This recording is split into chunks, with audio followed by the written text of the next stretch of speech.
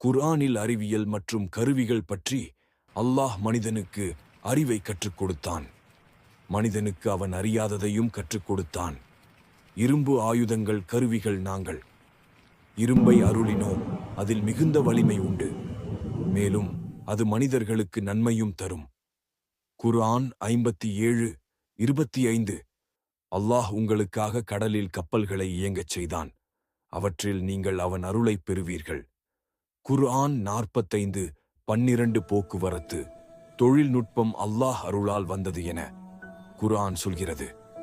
நபிகள் நாயகம் ஸல்லல்லாஹு அலைஹி வஸல்லம் அவர்கள் தொழில்நுட்ப வளர்ச்சியை தடை செய்யவில்லை, மாறாக உலகத்திற்கும் மறுமை வாழ்விற்கும் பயனுள்ள அறிவை தேடுங்கள் என்று ஊக்குவித்தார்கள். நபி நாயகம் ஸல்லல்லாஹு அலைஹி வஸல்லம் அல்லாஹ்விடம் பயனுள்ள அறிவை கேளுங்கள், பயனற்ற விஷயங்களில் நேரம் செலவிட வேண்டாம் என்று எச்சரித்தார்கள். மேலும் இஸ்லாமிய அறிவு காணொளிகளை அறிந்து கொள்ள லைக் செய்யுங்கள், சப்ஸ்கிரைப் பண்ணுங்கள், ஷேர் பண்ண மறந்துடாதீங்க. இது போன்ற ஆழமான தலைப்புகளை உங்கள் நண்பர்களுடனும் பகிர்ந்து அனைவருக்கும் பயனடையச் செய்யுங்கள்.